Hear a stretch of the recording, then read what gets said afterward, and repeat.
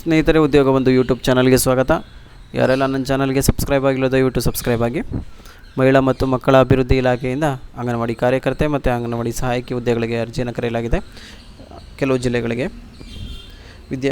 ವಿದ್ಯಾರ್ಹತೆ ಬಂದು ಅಂಗನವಾಡಿ ಸಹಾಯಕಿಗೆ ಕನಿಷ್ಠ 4ನೇ ತರಗತಿ ತೇರ್ಗಡೆಯಾಗಿದ್ದು ಗರಿಷ್ಠ ಬಂದು 9ನೇ ತರಗತಿ ತೇರ್ಗಡೆಯಾಗಿರಬೇಕಾಗುತ್ತದೆ.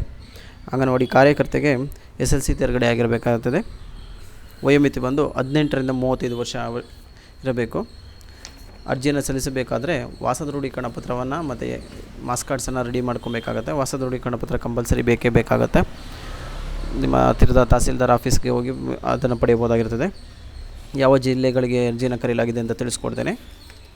ಶಿವಮೊಗ್ಗ 575 ಹುದ್ದೆಗಳು, ಚಿತ್ರದುರ್ಗ 215 ಹುದ್ದೆಗಳು, ಧಾರವಾಡ 199 ಹುದ್ದೆಗಳು. ಈ 3 ಜಿಲ್ಲೆಗಳಿಗೆ ಸದ್ಯಕ್ಕೆ ಕರೆಯಲಾಗಿದೆ. ಉಳಿದ ಜಿಲ್ಲೆಗಳಿಗೂ ಕೂಡ ಕರೆಯುವ ಸಾಧ್ಯತೆ ಇದೆ. ಅರ್ಜಿ ಸಲ್ಲಿಸಲು ಕೊನೆಯ ದಿನಾಂಕ ಯಾವತ್ತು, ಯಾವ ಜಿಲ್ಲೆಗೆ ಎಷ್ಟು ತಿಳಿಸ್ಕೊಡ್ತೇನೆ. ಅಪ್ಲಿಕೇಶನ್ ಪ್ರಾರಂಭ ದಿನಾಂಕ ಬಂದು ಶಿವಮೊಗ್ಗಕ್ಕೆ 1 ಆಗಸ್ಟ್ 2024ರಿಂದ ಕೊನೆಯ ದಿನಾಂಕ 29 ಆಗಸ್ಟ್ 2024. ಯಾರೆಲ್ಲ ಅರ್ಜಿ ಸಲ್ಲಿಸ್ಬೋದು ಅಂದರೆ ಎಲ್ಲ ಅಭ್ಯರ್ಥಿಗಳು ಎಲ್ಲ ಈಗ ಹೇಳಿದಲ್ಲ ವಿದ್ಯಾರ್ಥಿ, ಆ ವಿದ್ಯಾರ್ಥಿ ಇರೋರೆಲ್ಲ ಅರ್ಜಿ ಸಲ್ಲಿಸ್ಬೋದಾಗಿರ್ತದೆ. ವಯೋಮಿತಿಯವರು ಕೂಡ ಹಾಗೆ ಆಸಿಡ್ ದಾಳಿಗೆ ತುತ್ತಾದವರು, ಫಿಸಿಕಲ್ ಹ್ಯಾಂಡಿಕ್ಯಾಪ್ಟು ಇವರೆಲ್ಲ ಅರ್ಜಿ ಸಲ್ಲಿಸ್ಬೋದಾಗಿರ್ತದೆ. ಇನ್ನು ಧಾರವಾಡಕ್ಕೆ ಬಂದರೆ ಧಾರವಾಡ ಅಪ್ಲಿಕೇಶನ್ ಪ್ರಾರಂಭದ ದಿನಾಂಕ ಬಂದು 7 ಆಗಸ್ಟ್ 2024, ಕೊನೆಯ ದಿನಾಂಕ ಸೆಪ್ಟೆಂಬರ್ 2, 2024.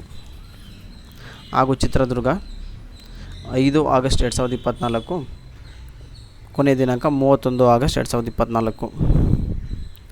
ಯಾರೆಲ್ಲ ಕಾರ್ಯಕರ್ತರು ಅರ್ಜಿ ಸಲ್ಲಿಸಬೇಕು ಅಂದ್ಕೊಂಡಿದ್ದೀರೋ ಈ ವಾಸ ದೃಢೀಕರಣ ಪತ್ರ ಮತ್ತು ನಿಮ್ಮ ವಿದ್ಯಾರ್ಹತೆ ಈ ಅದನ್ನೆಲ್ಲ ರೆಡಿ ಮಾಡಿಕೊಂಡು ತಮ್ಮ ಹತ್ತಿರದ ಸೈಬರ್ ಆಗಲಿ ತಮ್ಮ ಮೊಬೈಲಲ್ಲೂ ಕೂಡ ಅರ್ಜಿ ಸಲ್ಲಿಸ್ಬೋದು. ಅದಕ್ಕೆ ಡಿಸ್ಕ್ರಿಪ್ಷನ್ ನಾನು ಅದನ್ನು ಹೇಗೆ ಅರ್ಜಿ ಸಲ್ಲಿಸೋದು ಅದರ ಬಗ್ಗೆ ಲಿಂಕನ್ನು ನಾನು ಡಿಸ್ಕ್ರಿಪ್ಷನಲ್ಲಿ ಕೊಟ್ಟಿರ್ತೇನೆ.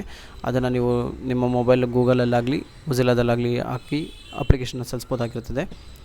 ನಿಮಗೆ ತಿಳಿಲಿಲ್ಲ ಅಂದರೆ ಸೈಬರಲ್ಲಿ ಕೂಡ ಹೋಗಿ ಅರ್ಜಿನ ಸಲ್ಲಿಸ್ಬೋದಾಗಿರ್ತದೆ. Thank you.